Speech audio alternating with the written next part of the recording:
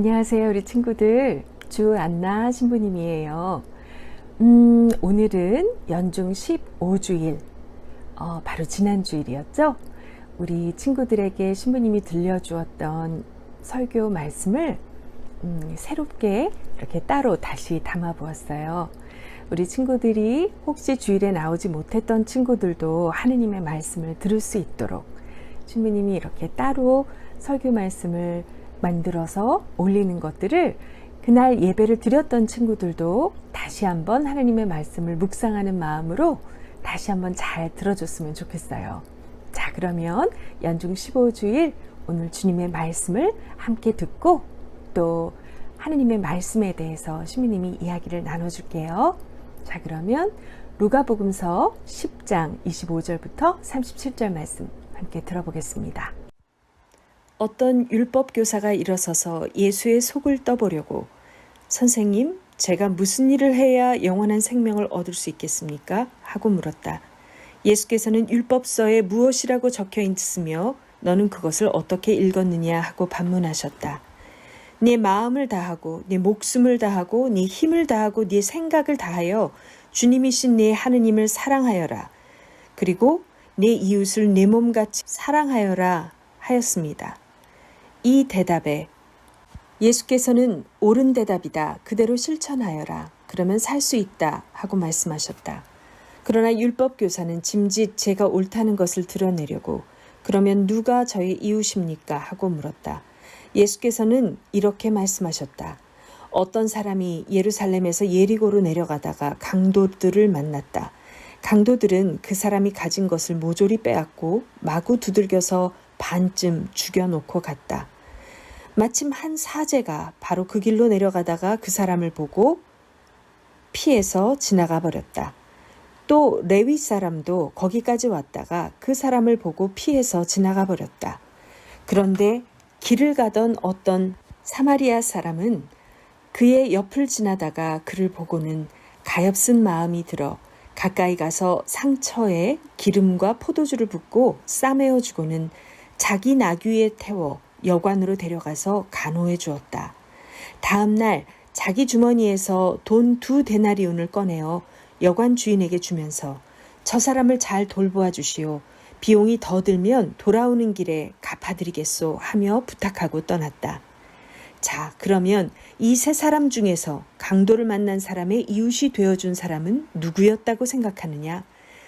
율법교사가 그 사람에게 사랑을 베푼 사람입니다. 하고 대답하자 예수께서는 너도 가서 그렇게 하여라 하고 말씀하셨다. 오늘 이야기를 보니까 율법학자라는 사람이 나오네요. 율법학자는 어떤 사람이었죠? 모세 오경 거기다가 다른 그 후대 이스라엘 사람들이 붙인 수많은 율법의 내용들을 정말 빠삭하게 많이 알고 있는 어떤 사람보다도 그 율법에 대해서 아주 잘 알고 있는 율법의 최고 권위자, 그분이 바로 율법학자들이었어요. 지금으로 치면 율법학 박사 정도? 자, 그 전문가가 왜 예수님을 찾아왔을까요? 오늘 대화를 들어서는 언뜻 잘 와닿지 않을 수도 있는데요. 이 율법학자는 하느님이신 예수님께 와서 예수님을 테스트하고 싶어 했어요.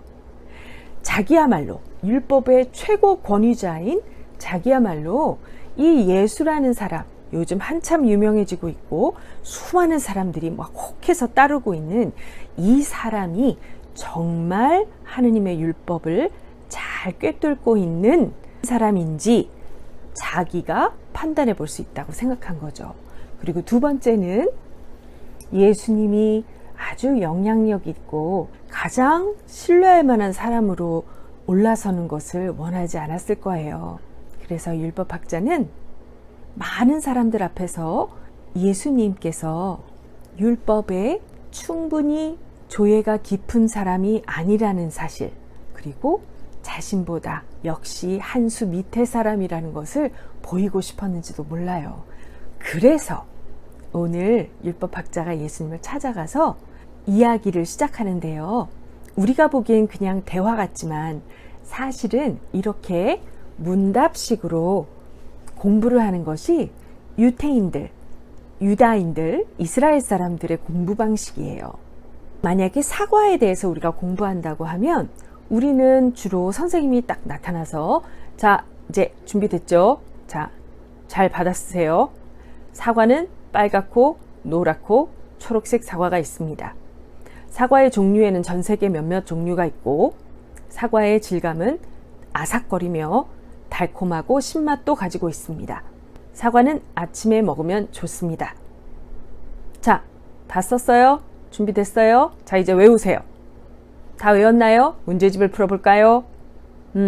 이런 방식으로 우리는 공부하는 경우가 많았지만 유대인들은 그렇게 공부하지 않고 두 사람이 혹은 세 사람이 함께 공부합니다. 그래서 한 사람이 사과에 대해서 먼저 자신의 생각을 막 이야기하거나 아니면 사과에 대해서 질문을 먼저 다른 사람에게 던지기도 해요. 그러면 다른 사람이 그걸 받아서 자기의 대답을 하기도 하고 앞 사람이 사과에 대해서 이야기한 내용을 가만히 잘 듣고 있다가 거기에 덧붙여서 자신의 가지고 있는 지식을 덧붙여서 설명하기도 하고 때로는 그 말 속에서 빈틈을 찾아내서 허점을 찾아내서 그 허점을 짚고 반론, 자기가 다르게 생각하는 바를 말하면서 그렇게 토론식으로 공부를 해요. 그러면 일정한 정보를 그냥 외웠다가 그대로 쏟아놓는 공부보다 훨씬 더 공부의 내용이 넓어지고 폭이 넓어지고 그리고 깊어지겠죠. 그런 식으로 유대인들이 공부를 하는데요. 이건 마치 펜싱 경기와 같아요. 펜싱 경기는 두 사람이 하는데 축구나 야구나 농구처럼 막 전방 위로 뛰어다니거나 공을 날리거나 그렇게 하지 않죠. 직선상에서 두 사람이 움직이는데 그것도 할 수 있는 동작이 아주 조금만 정해져 있어요. 그 몇 가지 동작들을 가지고 정해진 시간 내에 상대방보다 빠르게 판단하고 움직이면서 경기를 해야 되기 때문에 정말로 뛰어난 집중력 그리고 순발력, 속도 그리고 정확성 이런 모든 것들이 막 결집이 돼서 막 모아서 경기를 치르는 거죠. 그리고 가장 중요한 능력은 바로 내가 상대하고 있는 그 상대방의 생각과 계획을 알아보는 능력이에요. 그게 있어야 상대방이 공격할 것을 미리 알고 피할 수 있고 또 상대방이 잠깐 빈틈을 보일 때 알아차리고 얼른 가서 공격을 할 수 있죠. 그것이 펜싱의 매력인 것 같아요. 유대인들의 공부 방법도 마찬가지였어요. 그런 식으로 먼저 공격을 하면 그 공격을 피해서 물러났다가 또 상대의 허점을 발견하고 얼른 공격을 하고 이런 식의 토론과 같은 그런 방식으로 대화를 한 거죠. 율법학자가 예수님께 말했어요. 그 사람들 말에는 존댓말이 없거든요. 사실은 이런 뜻으로 말한 거죠. 선생, 무엇을 해야 영원한 생명을 얻게 되죠? 이렇게 문제를 낸 거예요. 학생보다 위에 있는 교수처럼. 그런데 보통 누가 그렇게 논쟁을 시작하거나 공격을 시작하면 그걸 받는 사람이 그거를 전혀 모르는 사람이거나 준비가 안 돼 있으면 딱 맞고 하고 쓰러지거나 준비가 안 돼 있으면 도망가거나 그러겠죠. 그런데 예수님은 그 사람의 공격을 그대로 받아줬어요. 자기의 영역에서 물러나 준 거죠. 예수님이 말씀하셨어요. 율법의 달인이신, 율법의 전문가이신 당신이 보기에는 어떻습니까? 당신의 고견을, 당신의 그 수준 높은 의견을 듣고 싶네요. 이렇게 말씀하신 거죠. 그 율법학자의 공격을 그대로 받지 않으시고 싹 후퇴하듯이 그의 공격을 쑥 받아준 거예요. 그랬더니 율법학자가 마음이 말랑말랑해진 것 같아요. 이렇게 다른 사람에게 인정받고 싶어 하거나 또 다른 사람 위에 올라서고 싶어 하는 사람들은 누가 자기를 인정해주면 마음이 말랑말랑해지거든요. 그래서 날 알아주네? 사람들 앞에서 또 알아줬어요. 그러니까 얼마나 기분이 좋았을까요? 그래서 이렇게 얘기했죠. 자기가 정말 생각하는 바를 율법에서 영생을 얻는 방법이라고 보여지는 그 길을 자기 말로 정답을 설명해 줍니다. 그것은 하느님을 가장 사랑하고 그리고 하느님을 모든 힘을 다해서 사랑하고 또 이웃을 내 몸같이 사랑하는 것이지. 이렇게 대답을 했어요. 예수님이 맞아요 라고 이렇게 받아줬죠. 율법학자가 신이 났어요. 그래서 얼른 그 다음 공격을 쐈어요. 그러면 여기서 말하는 이웃은 누구이죠? 하고 물어본 거죠. 그런데 그렇게 되면 예수님께서 여기서 말하는 이웃은 이거요 라고 대답하거나 그러면 트집을 잡을 수도 있겠죠. 근데 그게 아니라 예수님이 또 모르겠어. 저한테 정답을 알려주세요. 율법학자님. 이렇게 나오면 더 좋죠. 근데 그 두 가지가 다 아니었어요. 갑자기 예수님이 이만큼 깊숙이 들어온 율법학자에게 한마디를 획을 던집니다. 잘 들어보세요. 이야기를 들려줄게요. 하면서 먼저 이야기를 들려줬어요. 그것이 바로 우리가 많이 알고 있는 선한 사마리아인의 비유죠. 유대인들과 사마리아인, 우리 친구들 많이 알고 있죠? 유대인들은 사마리아인들이 민족을 배신하고 하느님을 배신하고 더럽혀진 아주 더럽고 나쁜 죄인들이라고 생각했어요. 그리고 사마리아인들도 유대인들을 그렇게 적대시했죠. 그런데 이 이야기 속에서 유대인이 분명히 다쳐서 죽기 직전에까지 갔는데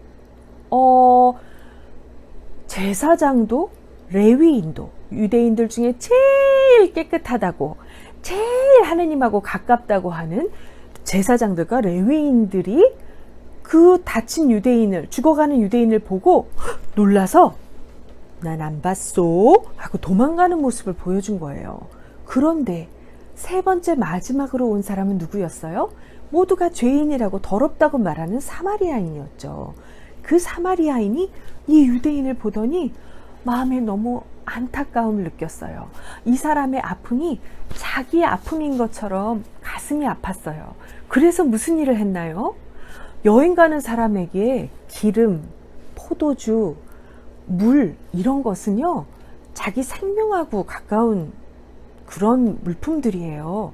생각해 보세요. 지금은 어딜 가나 편의점도 있고 대형 마트도 있고 어디든 조금만 걸어가면 뭐든지 돈만 있으면 구할 수 있는 곳이 있는데 이 당시 2000년 전에는 그런 게 없었거든요.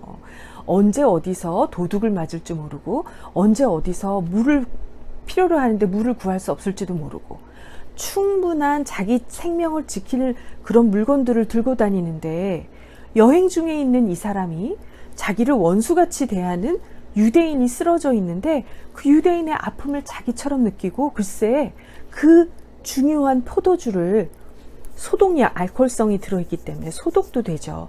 포도주도 발라서 상처에 발라서 씻어내고 물로 씻어내고 기름을 발라주고 그리고 그 병자를 죽을지도 모르는 사람을 자기 대신 자기 나귀에 얹혀서 자기는 걸어가고 그렇게 길을 걷다가 하루 묵을 숙소에 도착해서는 밤새도록 그를 돌봤어요. 뭐 아무리 그랬어도 그런 많은 상처를 입고 피를 많이 흘리고 그랬으면 인펙션이나 이런 걸로 사람들이 많이 쉽게 죽는 시대의 상황이니까 이 유대인이 그날 밤을 누군가가 밤새도록 옆에서 지켜보고 열이 나면 열을 내려주기 찜질을 해주고 그렇게 돌봐주지 않으면 정말 생명을 잃을 수도 있는 거죠. 밤새도록 그를 도왔어요.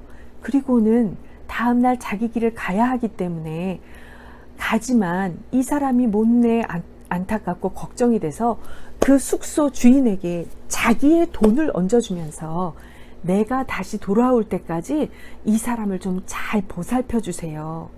돌아와서 만약에 돈이 더 필요했었다면 제가 갚아드릴 테니까 이 사람을 꼭 도와주세요. 했다는 거예요.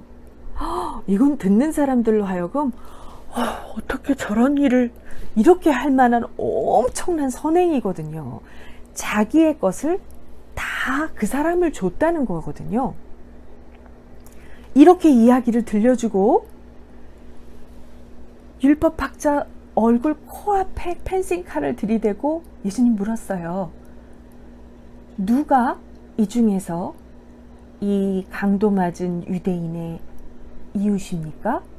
라고 물은 거죠. 그랬더니 코앞에 그렇게 왔는데 대답을 안 할 수 있을까요? 모든 사람들이 그걸 다 지켜봤는데 율법학자로서 대답을 안 할 수가 없죠. 자비를 베푼 사마리아인이요. 이랬는지도 모르죠. 정답을 말할 수밖에 없으니까요. 그랬더니 예수님이 더 재빨리 칼을 휘두르면서 그의 가슴을 탁 칩니다. 삐! 펜싱에서는 득점이 된 순간이죠. 예수님께서 그때 바로 그의 가슴을 툭 치며 말씀하셨어요. 가서 그 사마리아인처럼 실제로 행동하세요. 자, 여러분은 어떻게 생각해요? 처음에 율법학자가 자신만만하게 예수님에게 점수를 매기겠다고 논쟁을 걸었어요. 그렇죠? 가르침을 주겠다고 가르침을 시작했어요. 펜싱 경기를 시작했어요. 근데 끝에는, 마무리에는 누가 누구에게 가르침을 받은 것 같으세요? 네, 신부님 생각에는 이 율법학자가 예수님께 결국 가르침을 받았죠. 예수님은 말씀하시는 거예요. 제사장, 레위인, 그들과 같이, 바로 너와 같이 율법을 잘 머리로 이해하고 아는 거 좋아. 그거 나쁜 거 아니고 중요한 거야. 그런데 영생을 어떻게 얻는지, 무엇을 해야 얻는지 네가 물어봤지?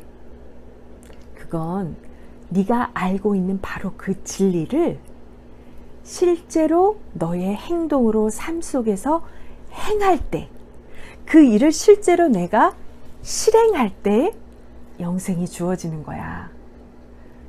머리로만 아는 것에는 영생이 없단다 라고 진리를 제대로 율법학자에게, 이 박사님에게 알려준 것이죠. 모든 사람들 앞에서요. 자, 성서를 가만히 읽다 보면 정말 우리 예수님의 지혜에 탄복하게 돼요. 우리 친구들은 어떻게 생각해요? 교회를 다니면서 말씀을 잘 알고 어떤 내용이 어디에 들어가 있고 이런 걸 많이 아는 거요? 예수님을 믿지 않는 사람도 성경책을 공부하려고 들면 딸딸 외울 수 있어요. 정말 중요한 영원한 생명이 들어있는 알맹이는 뭐냐면요, 제대로 알고 있는 그 내용을 내가 내 삶 속에서, 내 이웃들 속에서 실제로 행할 때, 실제로 내가 행동으로 순종할 때 영원한 생명이 나에게 있다는 것을 확신할 수 있게 되는 겁니다.